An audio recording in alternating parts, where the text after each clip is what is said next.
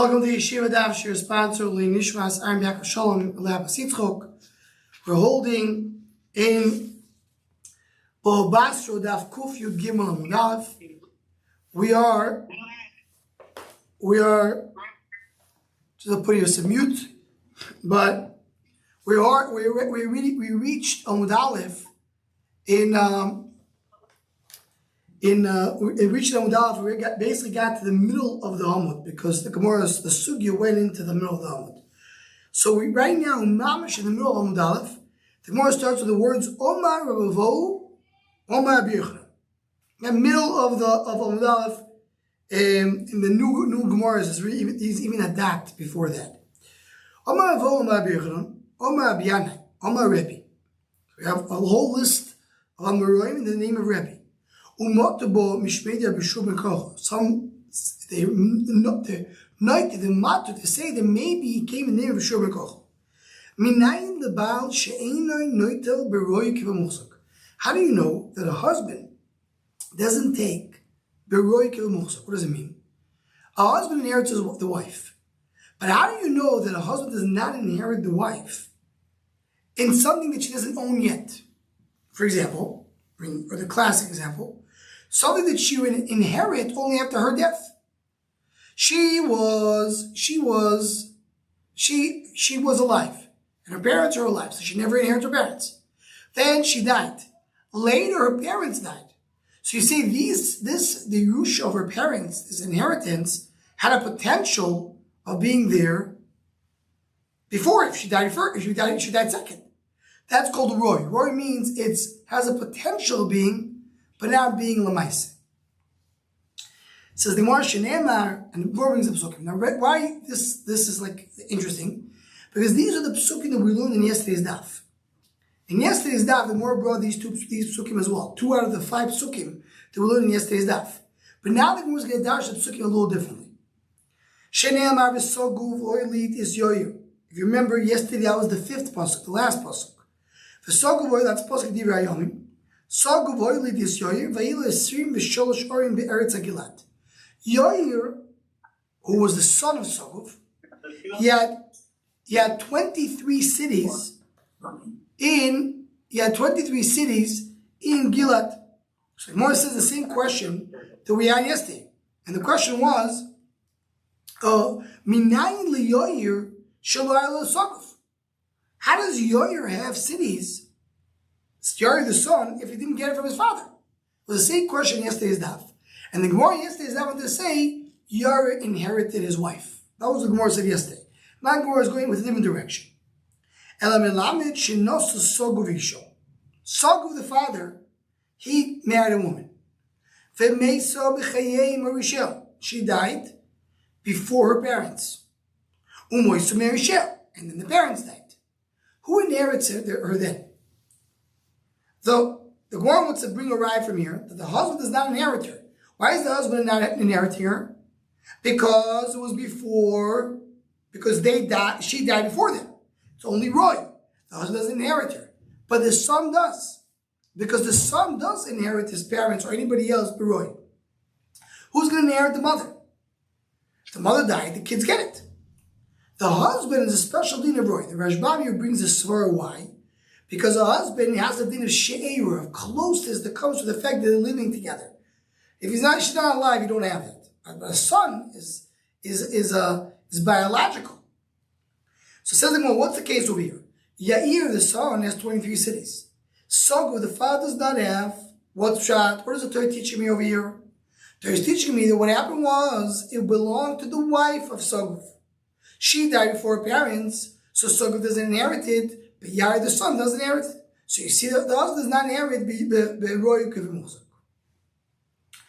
Says the Gemara, V'yoshir, remember another pasuk.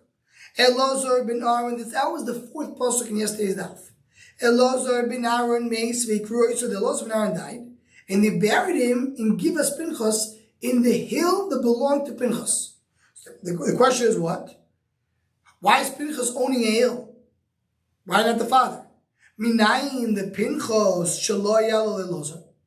How does Pinchas have a hill that doesn't belong to his father? So yesterday I wanted to say because he inherited from his own wife, from Pinchas' wife. So the more now know, he inherited from Elazar's wife, meaning from his mother. Melamed should not say Elazar Isha. Elazar married a woman. And she died before her parents. Then her parents died. Pinchas inherits her. So again, two psukim that you see someone in there. What is the Torah teaching me? The Torah is teaching me that sometimes the son will inherit, not the father. What will be the case if the mother died before her parents? That's a raya. The husband is not Yerush, Beroy. Selling more my voimer. What's for you? Bring two psukim. I have one plus. Why need two psukim? Maybe we'll see like yesterday. Maybe the reason why Yori has 23 cities is not because of his mother, because of his wife. His wife died and inherited her. And the Torah here is mechadish that the husband inherits the wife, like I wanted to say yesterday. The story of the Lazar, to say they have two psukim to tell me that the husband inherits his wife, that we don't want to say. So what's the chiddush by Lazar? Now they inherits his wife, but they inherits his mother. The Chitema says the Gemara, the Noflib is Dechar. Maybe we'll see the Tchiyah that we said yesterday. Do you know how Pinchas has a nachlo and that it has a nachlo that father did not have? He got it from the Charamim. What's Charamim? Someone gave it to Beis Hamikdash, a cherem. He gave it to the Koyanim. It goes to the Koyanim. So maybe he got it that way. Omarkor b'noi nachlo. B'noi, the pasuk says by Elazar. The pasuk says, "Ve'Elazar ben Aaron meis v'kru to begivas Pinchas b'noi asheyitan le'be'arafai." What did he tell me b'noi? Of course, Pinchas is the son. We know Pinchas is the son of Elazar. Nachla ru'yeloi v'yoshamnoi. The nachla that he was supposed to get went to his son. The Rabbi brings two explanations, either just because it says b'noi, or because it says b'noi asheyitan loi. Mashra is coming to say it was given to him and not to the father. Mashra, it was something that was supposed to go to the father, but the father missed out and went to the son. And it's brought down, the Yisrael Mizois, is that Elazar and Pinchas went to Beis Din, and we went to the Torah to ask who gets it. What is the case that the father may get it, but then we decide the son gets it? Our case. The case is that Elazar had a wife, and the wife died before her parents. So the husband does not inherit the parents because that's called Roy. Only the son inherits. That's why Pinchas got it, and not Elazar, and that's the raya that the husband is not Yerush, but Roy. Okay. So really it's more of a conclusion of yesterday's sugi, even though it's a standalone sugya, but we bring the psuki from yesterday, that's why it connects to our sugya. Zok to Gemara. Ubnei achers. So it says over here that if you have an aunt, the nephews will inherit her. Right? Bnei achers. Says the Gemara, Tano, Bnei achos v'lo bnei achos. Meaning, if you have nephews and nieces, who is going to inherit the aunt? The sons first. There's no sons, the nephews first. There's no nephews to go to the niece. Similar to what we have in a regular Yerusha. First the boy. If there's no boys, give it to the girl. It doesn't work only by the father, it works also by the aunt. Or by the uncle. Says what does it teach me? Well, she's the kadem to say that the sons come before the daughters, not to say the daughters don't get it at all. Tani Rishmuel bar Yitzchak kamid avuno v'yorash. It says in the pasuk that when you have the brothers, and it says sheiru or karav mishpachto v'yorash oiso. What does v'yorash tell you? Makish Yerusha shniya v'Yerusha rishayna. You mark the second Yerusha, the first Yerusha. What is the second Yerusha? What's the first Yerusha? If you pshat in the Rishayim, the Rishbam says the first Yerusha is a son inheriting his father. The second Yerusha is when it goes to the next stage, right? When it goes to somebody else, it goes to the brothers, to the uncles.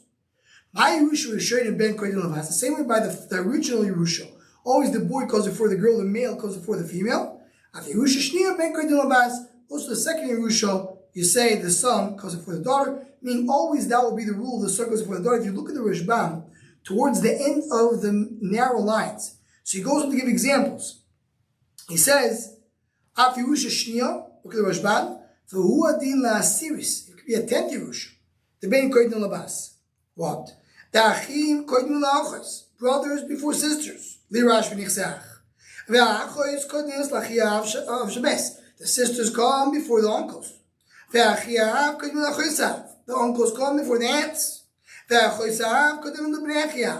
The sister comes before the children of the brother, meaning the nephews, and this is a big problem. The text already asks over here. So we know we always get to the sons before we go to the next brother. And they want to say maybe there's a mistake here in the Rashbam. When you give it to the sons of the father's brother, meaning the nephews, you give first the nephews and to the nieces, and that's how it goes all in all. In other words, always you give it first to the male. If there's no male, give it then to the female. Before we go on, just to mention, I know this doesn't bother anybody over here in our shir, but something that's kedai to, just to mention it, the Ritbaz, the Rav David Zimmer brings in a sefer, which is called the Metzudas David, which is Pirush Mitzvahs.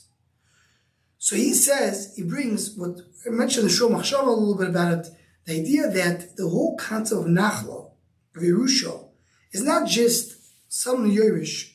We give it, it's arbitrary. You have a monetary Yerusha from one to another.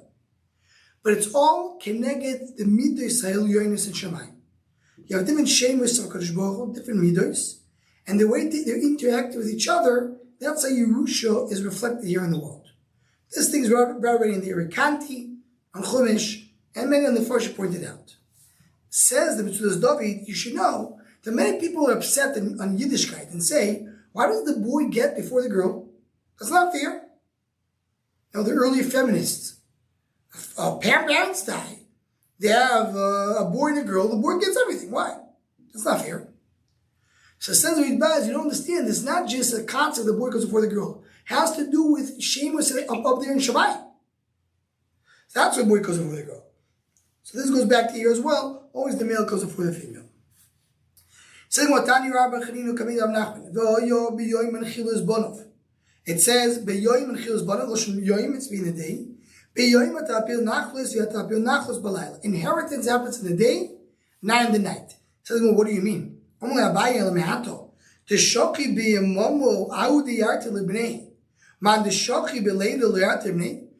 who dies in the day, so his kids will inherit him. Someone who dies in the night, the kids will not inherit him. That doesn't make any sense. Says the Gemara, Dilma dinachlo is commerce. Talk about a dinachlo. What's a dinachlo? The dinachlo means that we have the mishpat. When you have to go to Beis Din, you have to place a dinachlo only during the day, not in the night.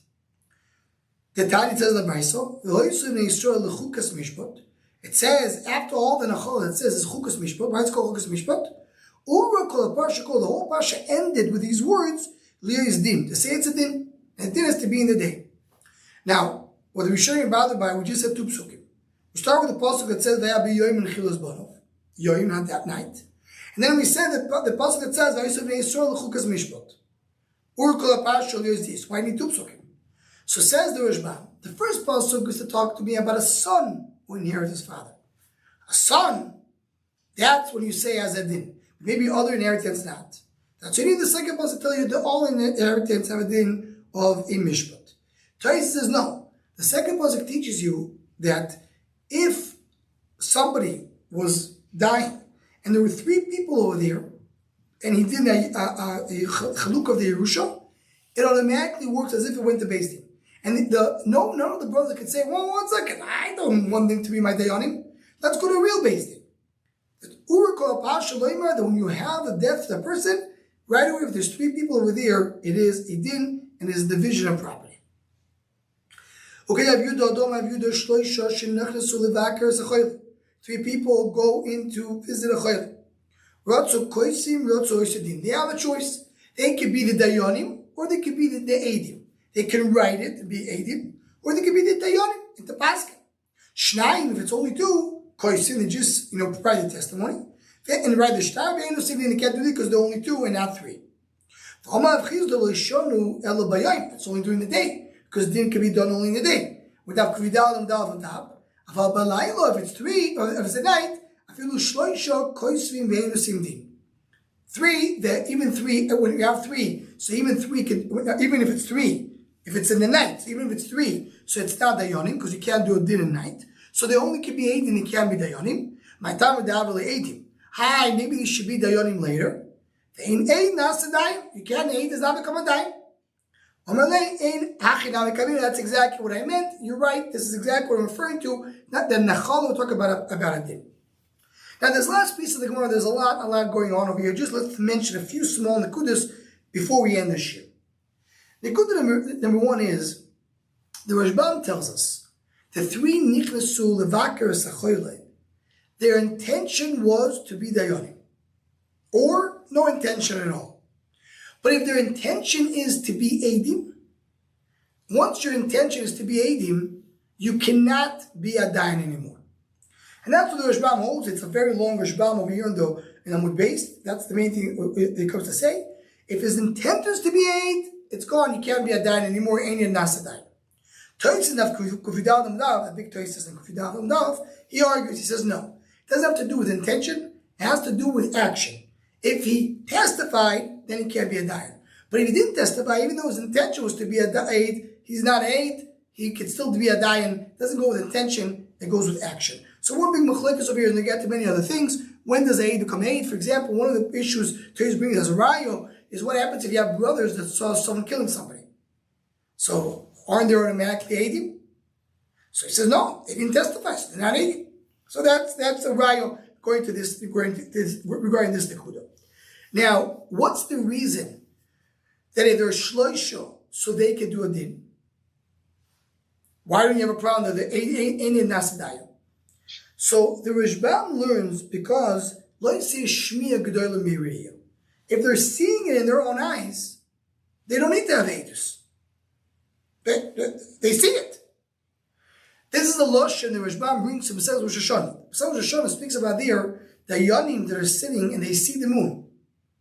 So they can do the Kiddush Chodesh because they saw themselves. They don't have to have edus. That's what the Rashbam knows. But many other Rishonim, the Rashi and the Rai Rosh Hashanah, they say that Lo Yisei Shmiya Gdolim Yiriyah is only Shaykh in Edus HaChodesh. Because there it says Kazer Ra'ei V'Kadesh. It's Lo Shemiyah. But here you need to have a Godas Edus. And the reason why Godas Edus is because here they have a Godas Edus. Hoidos Baldin. The guy who is dying, who's giving the Nechala, he's the Moide. He's admitting. He's saying, I'm agreeing to give it to somebody. He's the Eid. He's made it himself. Hoidos Baldin Ki Me'ed Adam. So according to the Rashbam, they saw the Maaseh while they're Dayanim. According to many other Rishonim, they had an Eidus in front of them because the Eidus is that the person himself admitted to give the Nefasa. Now, says the Gemara, but if the three people came in the night, so then they automatically are 18, not Dayanim. Why are they 18? Because they can't do a din. So this, as the Rashbam points out, is similar to what we know in Masechet Rosh Hashanah. That if Dayanim saw the moon in the night, then you don't say Shmiya Gdola Miriyu, because you can't have a Riyu right now. It's not the time of Beis Din. So then they automatically are Eidim. And if they're Eidim, Ein Ed Nasadayim. It can't be one Eid Nasadayim. Why an Eid Nasadayim? So there's different reasons over here. Some Rishonim explain Ein Ed Nasadayim because you have Exerzakaso, the Omdu Shnei Anoshim. The Eidim have to stand in front of the Dayanim. When the same person is the Eid and the Dayan, he can't stand in front of himself. But many other Rishonim bring, as Rashi brings Makis, because they can't do Hazama. Hazama, how do you do Hazama? And he brings Makis. People come and testify, these Eidim were with us. But this Dayan will never accept such an Eidus. So that's why Ein Eidim, the Eidim can't be a Dayan because of that reason.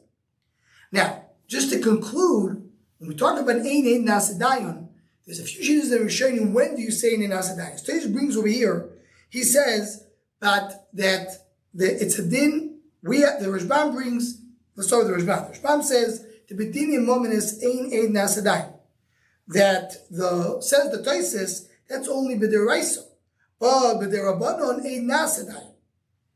And even by deraiso, there's a discussion. Maybe Eidus HaChodesh will be different, maybe not. So we have here also different shittas that we're showing.